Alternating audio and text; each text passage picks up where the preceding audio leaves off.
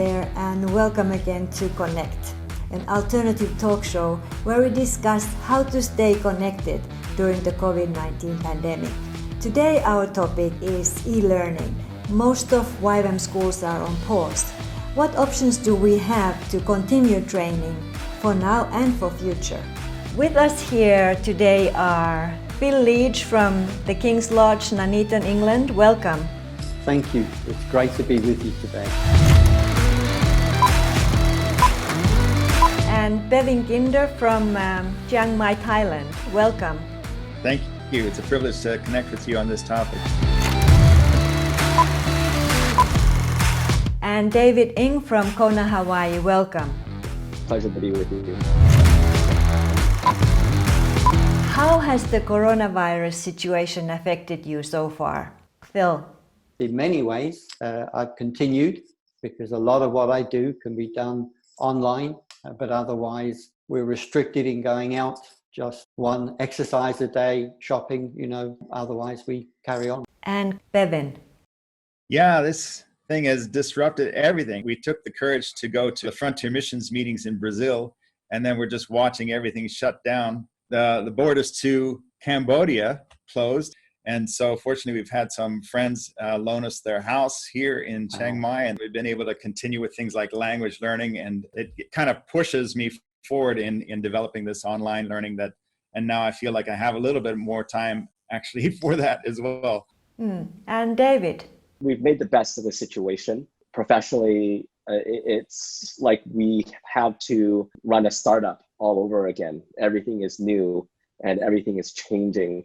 And so as more people are recognizing the benefits of online training, there's a great opportunity to share what we've learned along the way. Mm-hmm. We don't know how long these restrictions continue or what training will look like on our campuses in the future.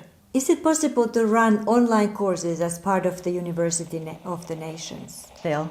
This is what's so exciting to me, especially at this time, that we have the infrastructure in place for people to create courses and then to have them registered through the Centre for Extension Studies. The Extension Studies platform was designed so that YWAMers bases could create short courses, but this platform also has lent itself to the whole area of online learning. So how do you get courses registered with UofN? It's very similar to how you would register your regular course that you are running at a campus or at a base. You go on to the UofN web app, you would choose registration. If you go to the Extension Studies website, this talks about the regular Extension Studies courses, but at the top here, I have support resources, and I've created a number of videos helping people to be able to register their courses. We're always here to help you if you have any questions. Great. Okay, let's look at some of the courses that you guys have created. Phil? As the Centre Director for Extension Studies and Online Extension Studies, I've been trying to collect together the online courses that are available in YWAM. And the Extension Studies website, I have a button here with available online courses that I know about, and you'll see them here. And as I hear about more, and if people are willing, what I like to do is add them. In how many languages do we have courses at UofN at the moment? When it comes to online learning, one of the benefits is you're able to take the material once it's solid and tested and then get that translated into other languages. You'll see on the screen there, we have the School of Biblical Studies in English, French, Spanish, Arabic, Portuguese, Chinese, and we're developing it in Farsi and Korean, a number of other languages. Bevin? Yes, I've been working on an e-course for missions leaders around the world. So this is on teachable.com, And it's a learning management system that is very useful for videos. And so you can see that each lesson can have its video playing, and it plays quite well inside every browser. And you can make your videos downloadable, and then you can have the transcript of the videos there, and there can be processing questions. We found it necessary to enhance the student interaction using things like WhatsApp or Facebook groups to have dialogue continuing on in there. So if you're interested in this School of Missions Advocacy, you can find it at globalcastresources.com, and we're hoping to launch it officially in August. That's great. Another platform that we have been using together with the Asian Leaders Learning Community, or the ALLC, we developed a strategic leadership course using Canvas, and it has a lot of strength to be able to actually develop pre-recorded material, have sample discussions, quizzes, and assignments inside the course, and then ways for the assignments to be turned in and graded by the teachers. It's a very multifaceted learning management system. All right, and then David, show us some examples of your work. Our online training is very specific with a very well-defined audience, and those are orphan care leaders who run orphanages. And there's a global shift happening right now where academic research and scripture agree that children belong in families. And while that research exists at a policy level, it's very hard to trickle that information down into practical know-how. And we are creating an advocacy arm, but also activation arm to get people to move from one model to another. And so that's when we felt it was important to start with a landing page to share what is this course about, and share a quick video of some of the key benefits that this course offers, and showcase the impact that this could have on your organization if you took this course, or if you shifted your model from that of an orphanage to a reunification center. And we showed the courses here as an outline to give you a sense of what you're getting yourself into as far as commitment and what you hope to learn, some testimonials, some social proof of some people who have taken a live workshop. We developed this training with the heart to really make it accessible so that those that could not attend would still be able to access the videos. So to give you a sense, this is what it looks like when you sign in. You have a user name, you will have your own dashboard, and you can start your course. It's very similar to Teachable. Layout here on the left, where you have a welcome. You can download a student workbook so you can follow along. And then you can watch a video where we took some choice B-roll, and so it's not boring.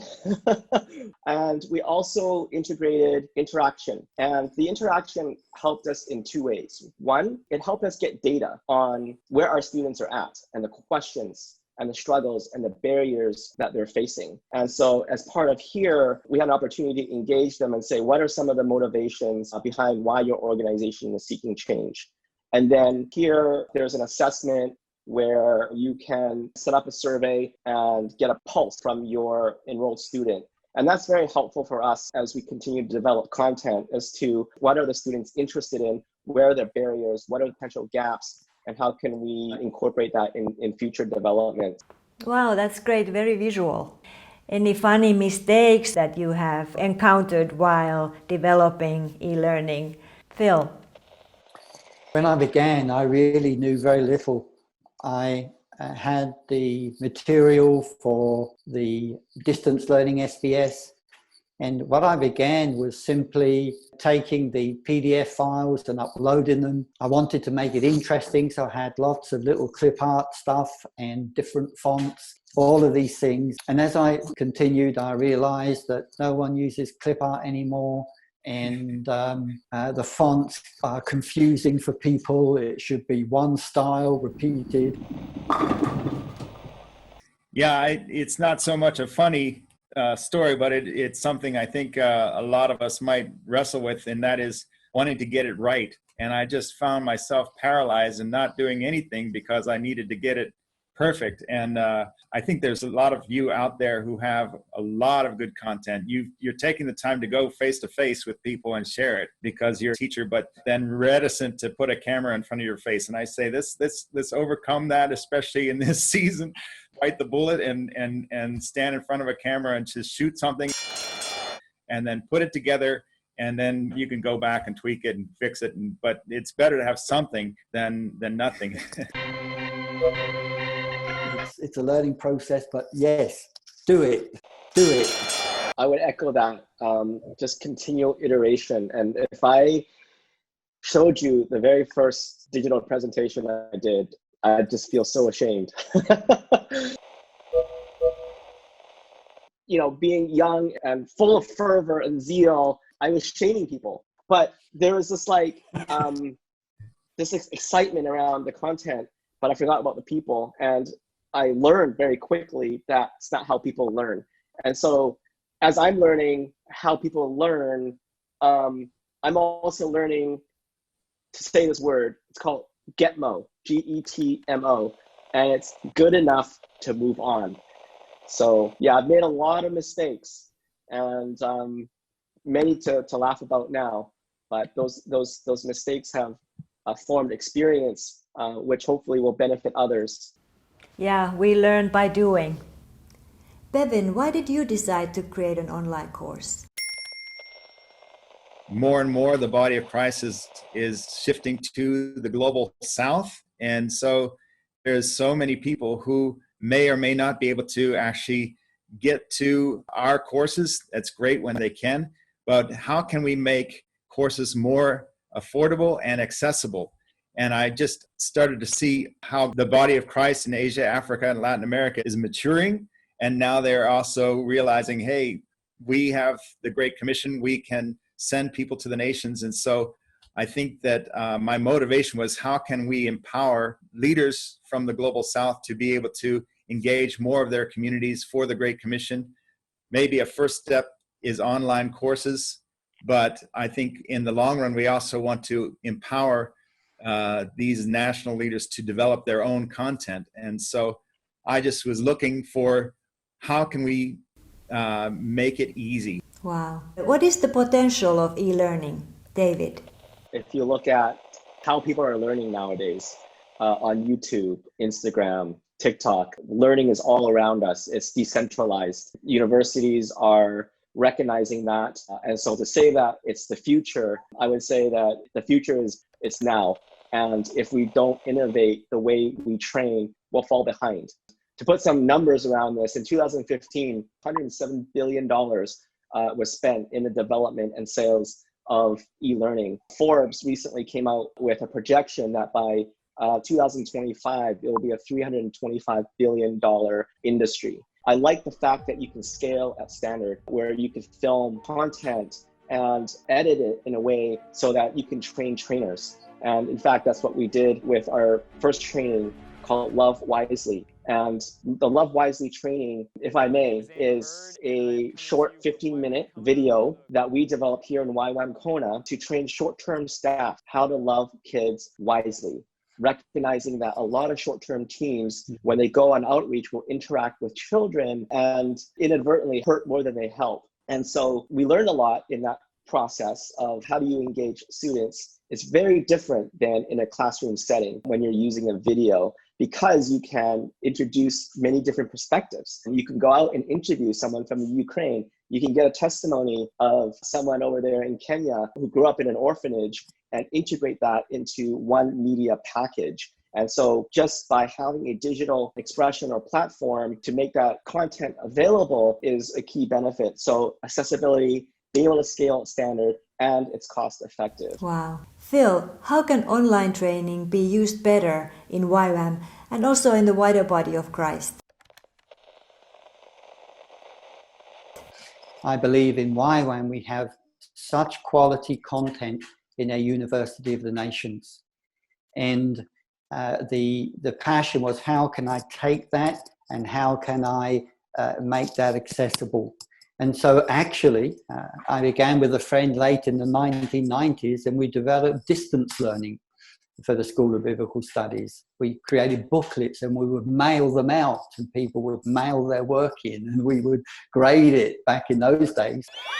And my prayer is that we have many innovators that would catch this bug and be able to create courses, and so we're able to get the teaching that we've been entrusted with as a mission to make it accessible to as many people as possible. You see, the Extension Studies platform, a DTS is not required, and it's available to everybody. Anyone else want to add anything? Yeah, I'll just share a quick story. In Cambodia, actually, going to some of the remote villages, they might not have power, they might not have clean water, but they'll have a cell phone and a data plan. And that's what I'm talking about. Accessibility is the internet has opened up opportunities to share the gospel over, just over cell towers. I don't think we should look at online training as just in a silo. It really is a part of a whole ecosystem of just being online and making content accessible. I guess my encouragement to those who are listening is just begin sharing on Facebook. I mean, that's online training. It might not be as structured. You might not have assignments, but start broadcasting and learn what you can from your audience, because it isn't just you teaching, it's you learning as well. I think we can really push in not just inviting the world to the tables that we have created, but actually empowering these leaders to develop their own courses, to invite them into the kitchen, so to speak, and so that we can actually find learning management systems that are very simple to use and get stuff out there. Even if it isn't exactly what we want, we can get stuff going. So this just empower people to get stuff out there and then tweak it. David, if I want to create an online course, what do you think I should consider even before I start? Yeah, so the first thing I would say is you got to define what you're building, and at a very, very, very cost effectively find out if that's actually what people want. And so when we built our course, we defined our MVP, or minimum viable product, in 3 ways. It has enough value that people are going to use it. And it demonstrates future benefit that people are going to actually continue using it. And we have some form of data capture to guide future development. And so by beginning with the end in mind, we then go back to the beginning and define the audience. Who are we developing this course for? What are they interested in learning? And how is this going to benefit them? And so I would position the student as the hero and we're the guide. And so we took this framework and put it into a narrative and created a whole bunch of statements like, this course on orphanage reunification will help social workers learn how to overcome their barriers of transition so that they could bring more children home. And we created a series of these statements and we tested that within the market to see what actually stuck. And so that helps us, before we actually develop the course, to really know why and what before we went into how. And the goal of any platform is to really take that user from their current reality to their preferred future or the desired future. And along the way, we want to set up milestones and stepping stones to get them to where they want to go. And you as a guide want to be able to clearly map this out for them so they know where they're going and that they have confidence that you can actually get them there. Yeah, begin with the end in mind, know your audience, and validate your idea before you actually build it. Because the worst thing you can do is build this course and not have anyone take it and be a waste of time. You know, obviously, obey the Lord first and foremost. If you really feel like that's what the Lord is calling you to design this course, go forth and do it. Be blessed. Wow, that's very powerful. So what are the main components that are needed? Okay, going back to the screen share here. As we were thinking about our design, we broke up into 3 categories or 3 teams. You might even look at it, 3 brains. We had a content curriculum development team. And everything you know about this topic, just give it to us in Word document, phone interview, just get it all into one place. And we use Google Docs for that. And then you want to start building your chapters and your modules and your lessons and really looking at building your table of contents. And then that table of content will then empower the creative team to think, how can I make this the best learning experience? How can I leverage media, keynote, presentations, B-roll, interviews, and layer that all in? Because we have to recognize that when you're on an online platform, people can really easily be distracted and lose interest. And so we want to keep them as engaged as possible. And finally, I would say probably the most important part of an online training is the community, the system of support and accountability. That it's a pillar, if you will. It's integrated because that's where learning happens in real life, is peer-to-peer interaction and coaching, consulting. And now this might be an afterthought for most, but we really wanted to be intentional of building it, again, with the end goal in mind. What do we want? We want them to ultimately transform their way of thinking, to get them from their current reality to their preferred future. And oftentimes it takes a leader, a coach, a consultant, a trainer, and their peers to help get them there. Any comments from Bevin or Phil? I love the emphasis on creativity and on the community aspect of this. I really affirm that that's where learning is happening, where peer coaching and mentoring is a secret sauce of what actually takes the information and brings transformation. So how we can, and it is possible to actually create that online. And so thank you for highlighting that, David. In Youth with a Mission, in a University of the Nations, we have some tremendous, or what are known as content experts. We have them flying to our schools. They spend a week with us. They impart fantastic stuff. With online learning, what we want to do is to take that and then create the course. And so the first step is what is known as a learning designer. And the learning designer takes the content of the expert, if you like, and then creates a learning path that the student can walk through. And then when you have your learning path, you then need to decide your LMS, your platform, and you have your software expert that's able to upload that. And then you have your graphic artist that can make it look nice. And for us in YWAM, we tend to be all of those all packaged into one. Let's talk about the learning management systems. What are some software options for building and running an e-learning course? So when it comes to learning management systems, one that is quite easy to engage with is Google Classrooms. And that, of course, is because it's hosted by Google, and there's a lot of material out there to learn how to use it. And it's secure because, of course, they take care of the hosting. And back in the late 90s and on into the early 2000s, I was introduced to Moodle.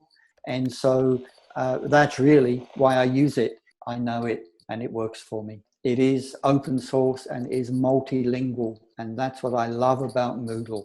You can create courses in multiple languages. Great. Bevin. Yeah, I think the software or the learning management system you use is really depends on where you're at and what your goals are. There's maybe two groups. One are the simple ones that really get you up and going. And that's what I think David is using and what I'm using with Teachable. It is something that you as an individual can get the content up there and it makes it look good and it gets you up and running, very user-friendly, very intuitive. The weakness of it is, of course, it's not as multifaceted as some of these learning management systems where you can really do assignments and grades and have a lot of interaction between you and the students. It sounds like what Dave is using has a little bit more of that. But we also, with the Asian Leaders Learning Community, we did this Strategic Leaders course and using Canvas, and it is multifaceted, very featured learning management system that can allow for assignments and grading and interaction between the students. And then they supplemented that with the Zoom calls every week to process even further what they had learned with the pre-recorded material. And that has just been amazing, worked so well. But it's a more of a learning curve. For the content creator. Yes. And what is your experience, David? What I would say about learning management systems, there's a few ways to look at it. Develop your own or configure. So the difference being you can hire a developer and build something from scratch, or off the shelf configure something like Teachable or Canvas, and for a very low cost, as long as you have some kind of a content or curriculum, it's made easy for you to translate that into an online course. If we were to develop, we'd leverage WordPress, an existing website with its theme, and install a plugin called Learn Dash.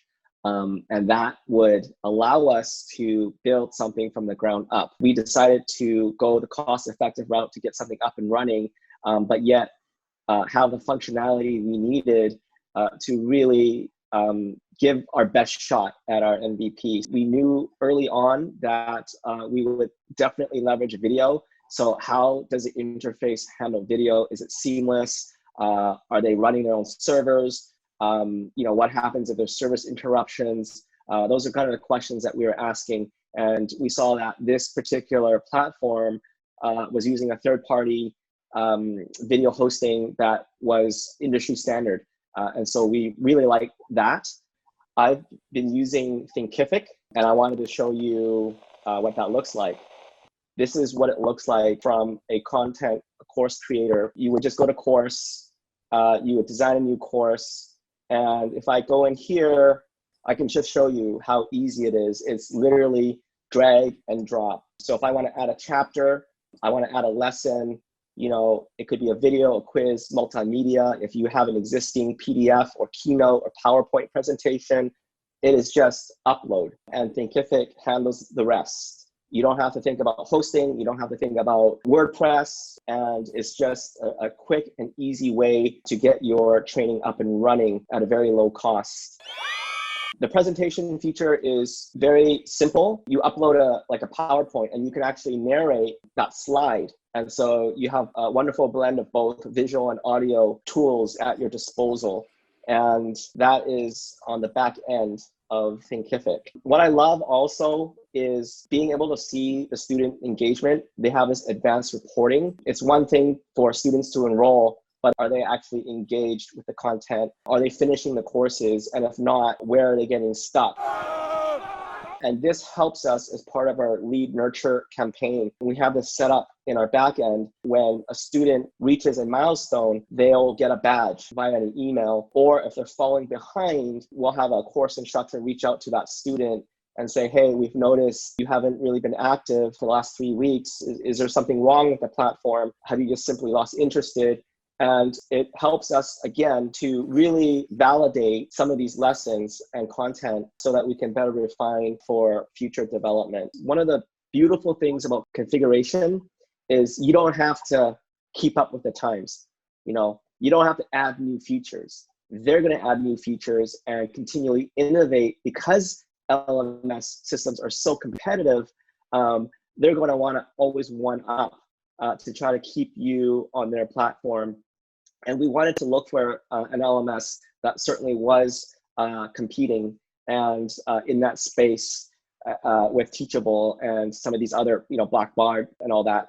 And then finally, we looked at the UX user experience. Could I teach, someone else on how to use the platform quickly, and how long would that take? So that learning curve.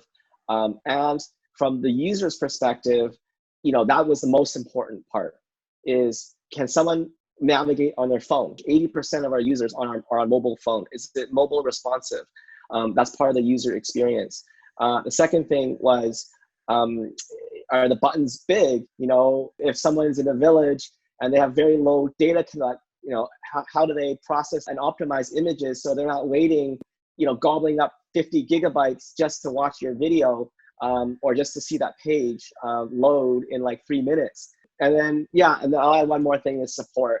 What I like to do is when I'm vetting a particular platform is I'll send them a quick support question and see how fast they get back to me. It's like, how long does, I count the days and the hours for a very simple thing. It's like, hey, I've noticed that this platform doesn't do this. Is this possible? Even if it's a no, I know that there's someone there who's responsive.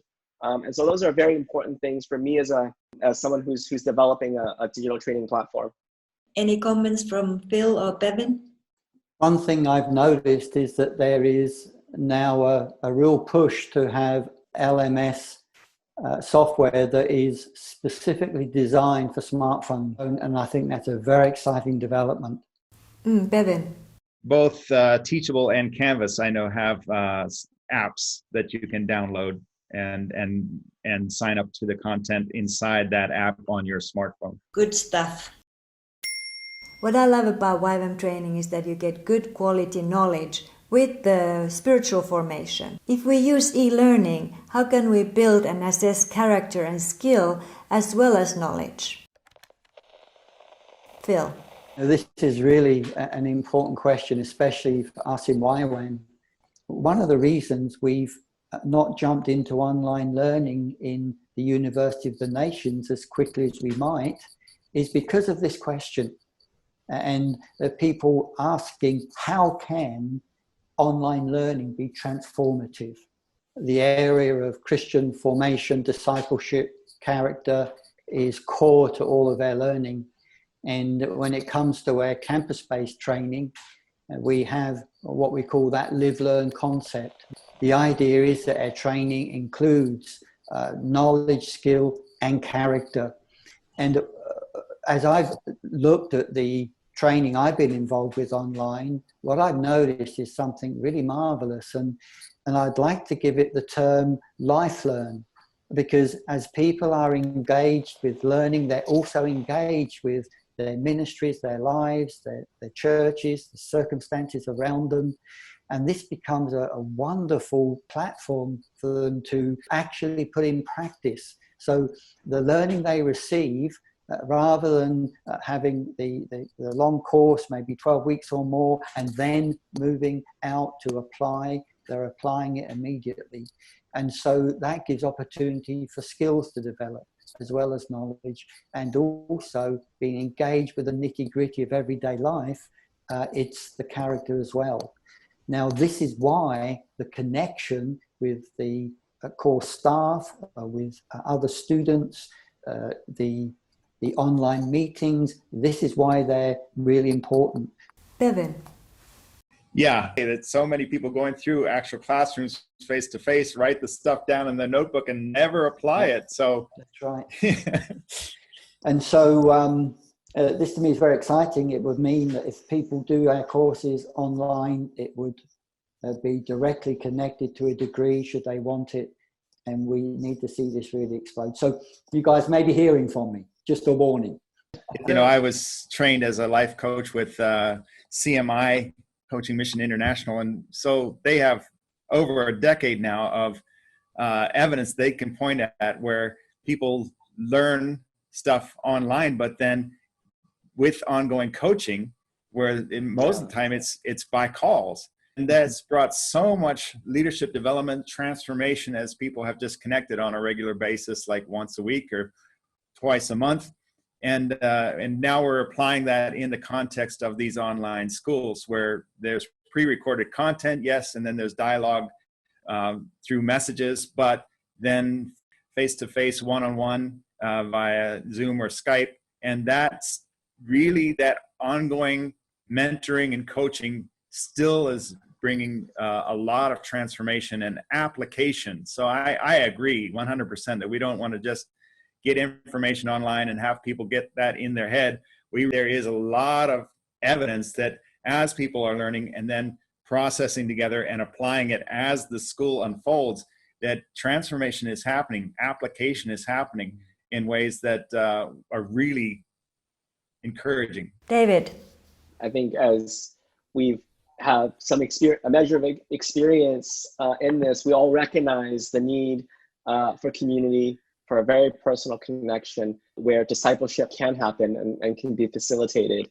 Just thinking through when we were doing our Love Wisely training with staff going on outreach, you could see scales fall off their eyes and light bulbs going over their heads as they clued in. But that disruption of, oh my goodness, like I've been doing it wrong, needs to be paired with a redemptive aspect of a guide to say, okay, hey, think about how you can apply that in this context, in this situation for someone who's gone before you, who maybe have experienced it. And so that's why I believe it's like two wings to a plane. It's you can't have one or the other. You have to have both to marry it up. And Philippians 1:9, I love that verse. It says that your love may abound more and more in knowledge and depth of insight, right? That knowledge is what we train, what we teach. It's that logos word, but that rhema is that insight. And that often takes a guide to help you understand how that knowledge is applied in real life. Yes, it is possible, but we have to be intentional with that. Phil. When I began the online School of Biblical Studies, whether online learning was transformational was a question I was asking. And my first group of students were 7. I had 7 students. They were from all over. They were YWAMers. They were engaged in their ministry. And as we began together to pioneer this course, they did their work. They would send it to me. And as I read their applications, I could see how God was working in their lives and how what they were learning was immediately relevant into their situation, and transformation really was taking place. Yeah, other stories, testimonies. Bevin.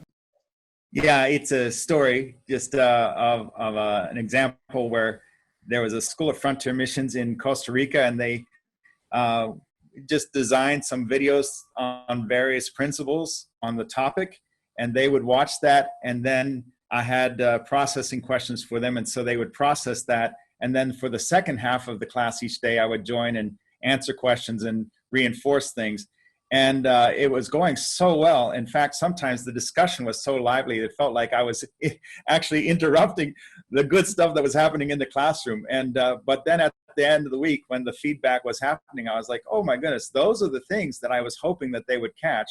And they have been kind of discovering this on their own and owning it. Now, I think that then there should be also hopefully ongoing coaching from their staff as they go forward. Wow, that's very powerful. Any other testimonies that you can think of now? I'll just share one, a screenshot. Actually, I just pulled this up. Power of the internet. This is a map, a live map of the students enrolled in our online training for orphan care leaders. And you can immediately see that it's a global training platform. And that's very exciting. And we see this as a social network as well as a community. Social network is peers interacting with one another. There's maybe 1 or 2 degrees of separation, like in Facebook, that's a social network. But community is based around topics of shared interests. And that's what's really fun as well. As we get students into the funnel, we can engage on topics and brings communities together. And so this whole training platform allows us to connect people. Yeah, that's missions, right? Yeah, and really connecting people with the purpose that God has for them, that they can walk in that destiny. This was really interesting. Thank you, Phil, Bevin, and David for a great discussion. And thank you for watching. In the next episode, our topic is social media. What are the trends now and how can we maybe use it for outreach? Follow us on YouTube and Facebook. And thanks again for watching. Bye.